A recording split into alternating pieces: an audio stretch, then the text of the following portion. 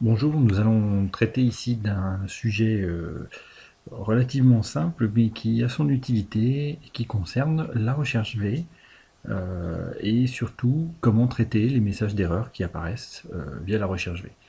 On m'a posé cette question il y a quelques temps sur YouTube en me demandant comment on pouvait faire disparaître des messages et des messages d'erreur et comment les traiter au mieux. Alors, vous voyez qu'ici j'ai fait un petit tableau avec une table d'articles avec les prix et puis un petit formulaire où quand on vient rentrer le code de l'article correspondant, on récupère son prix. Alors son prix fonctionne, comme vous le voyez, avec une recherche V qui permet donc d'aller chercher tous les éléments. Donc si je mets l'article C, je vais récupérer le prix. Alors c'est pas forcément le meilleur exemple que j'ai choisi, mais prenons le B, voilà.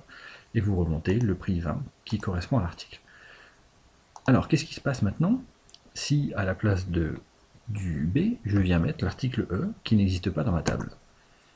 Donc je récupère un message d'erreur qui est assez régulier avec la recherche V quand elle ne trouve pas, qui est le diésena. Comment faire disparaître ou comment amener une meilleure information sur cette erreur? Parce que là, grosso modo, votre utilisateur, il va être perdu. S'il n'est pas familier des messages d'erreur, à quoi ça correspond? On trouve un petit carré ici, on se demande ce que c'est, erreur due à une valeur non disponible, ok, comment gérer l'erreur, afficher les étapes. Beaucoup vont pas chercher à comprendre, vont pas savoir ce qui se passe et vont être complètement perdus. Alors, l'idée, ça va être de dire qu'est-ce que ce message d'erreur, qu'est-ce qu'on peut mettre à la place, et en l'occurrence, on va utiliser pour ça deux fonctions. La fonction si, qui va nous donner une condition, et puis la fonction qui va traiter l'erreur, qui est une fonction et erreur. Alors, la fonction erreur, d'ailleurs, vous pourrez trouver sur le blog un billet, j'ai déjà expliqué et commenté cette fonction, si vous voulez un peu plus d'éléments. Alors, allons-y tout de suite, modifions la formule de recherche. Donc on commence par la fonction si, et donc on va lui dire que si cette fonction-là est en erreur, donc pour cela on va écrire la fonction et erreur, voilà. Donc si la recherche V est en erreur, c'est donc égal à vrai. Si on voulait faire l'inverse, on indiquerait faux à la place de vrai ici. Donc si elle est en erreur, on va afficher un message qui dira article inexistant. Notez bien les guillemets, quand vous voulez saisir du texte et intégrer du texte dans une recherche ou dans une formule, les guillemets sont indispensables. Voilà. Et si la fonction si c'est pas en erreur, donc on va lui laisser faire son boulot.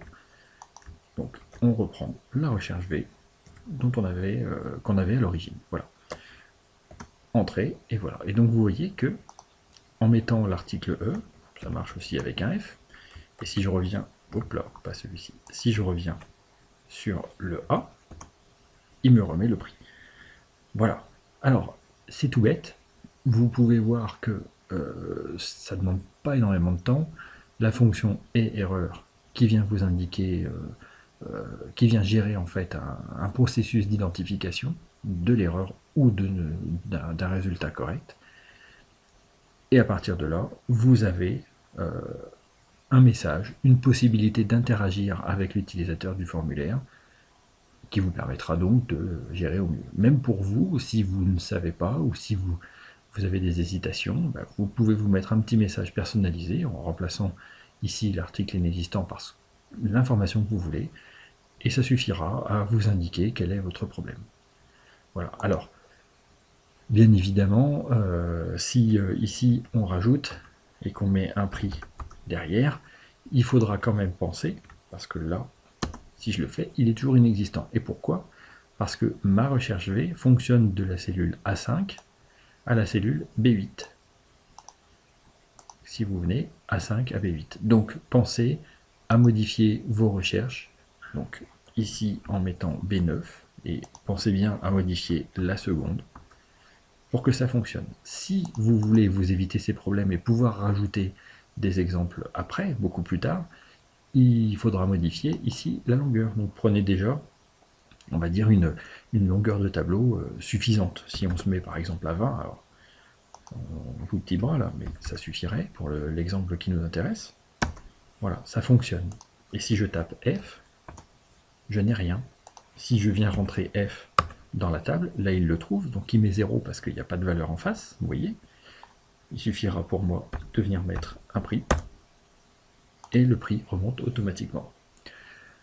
Voilà, voilà comment traiter un message d'erreur et comment gérer au mieux une alimentation d'une table supplémentaire ou comment compléter des articles. C'est un exemple parmi tant d'autres.